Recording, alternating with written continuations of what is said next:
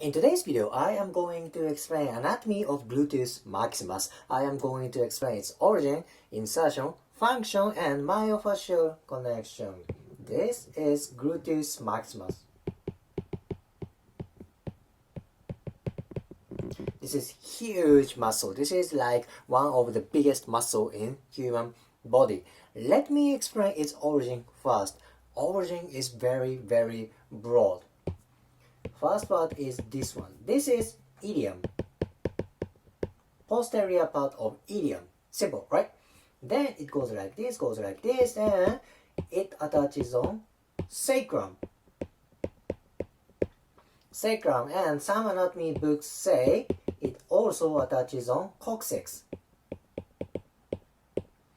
It's from ilium, sacrum, and coccyx.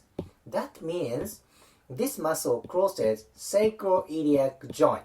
Sacroiliac joint is joint between sacrum and ilium. Oftentimes, tightness of this joint may create low back pain. Thus, tightness of gluteus maximus may trigger low back pain. Very important muscle. Plus, this muscle attaches to this fascia. This myofascia is thoracolumbar fascia.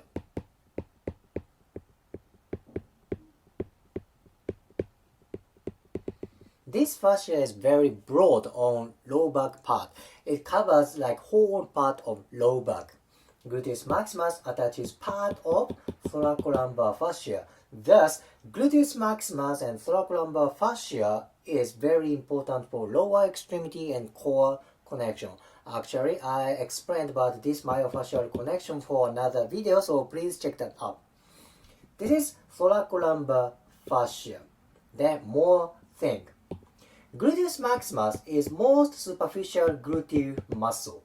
Deep to gluteus maximus, there is gluteus medius. Gluteus maximus is partially covering gluteus medius. Thus, you can say there's relationship between gluteus maximus fascia and gluteus medius fascia. Let's say fascia of gluteus medius.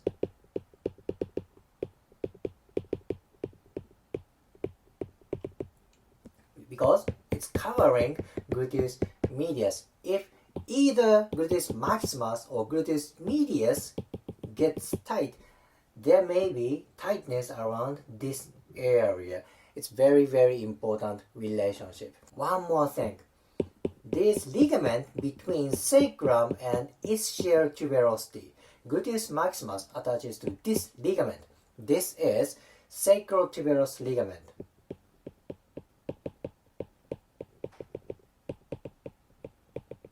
Sacrotuberous ligament. Oh my gosh, gluteus maximus has so many origins. It's basically from ilium, sacrum, coccyx, fascia of gluteus medius, thoracolumbar fascia, and sacrotuberous ligament. This is origin. Let me talk about its insertion. Alright, origin was very broad. Compared to origin, insertion is slightly narrower. It's about here.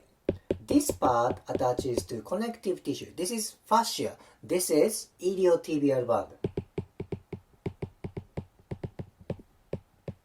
This is part of thigh fascia. This is superior part. This is superior part of gluteus maximus. How about inferior part? Inferior part attaches to femur. This part is gluteal tuberosity.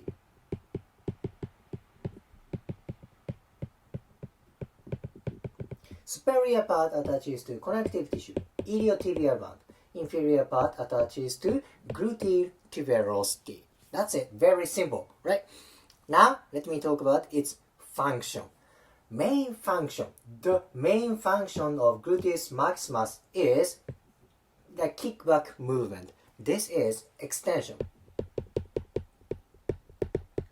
Hip extension. This is very strong hip extensor. This is particularly important for jumping movement. Basically, it's important for vertical movement. Very important. That is why gluteus maximus is involved for squat movement. Makes sense, right? This is the main function of gluteus maximus.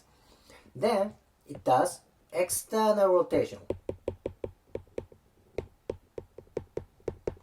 external rotation of hip, then many more things. You can divide gluteus maximus for two parts, superior part and inferior part. Superior part does hip abduction. Then inferior part does hip adduction. It's very important, don't you think? Upper part does abduction, lower part does hip adduction. Completely opposite movement. Very interesting, don't you think? Then these are kind of a hip movements. Hip extension, external rotation, abduction, adduction. These are hip movement. However, since gluteus maximus attaches to pelvis, that can move pelvis. Then which way? That moves pelvis this way. This is posterior tilt. Posterior tilt of pelvis. It's kind of tucking in pelvis this way. It's also important function. If pelvis is tight, your lumbar spine is tight, your thoracic spine is tight, pelvis is like a key point for both upper extremity and lower extremity. Very important function. Well, these are functions of gluteus maximus. Now let me talk about myofascial connection or muscle connection from gluteus maximus. Alright, I want to focus on kind of an inferior part. I want to focus right here. I am not going to talk about too much about superior part because, as I said, I explained connection between thoracolumbar fascia and gluteus maximus for another video. Please check that out. Then, look at here, this part. What kind of muscles are close to gluteus maximus? These muscles are hamstrings. Hamstrings go kind of deep to gluteus maximus and attaches to ischial tuberosity. Part of hamstrings is covered by gluteus maximus. Then that is why it's kind of hard to palpate ischial tuberosity from gluteus maximus because gluteus maximus is literally thick muscle. It's hard to palpate bony structure around here. Then there's kind of a relationship right here. If hamstrings gets tight, there may be tightness around gluteus maximus. Vice versa, if gluteus maximus, particularly lower part, gets tight, that may create dysfunction for hamstrings. This is very important place for hip extension. Main function of hamstring is hip extension. How about gluteus maximus? That is also for hip extension. If this part gets tight, maybe your hip extension is aggravated. Very important. Another one. What is this one? This is not hamstrings. This is vastus lateralis.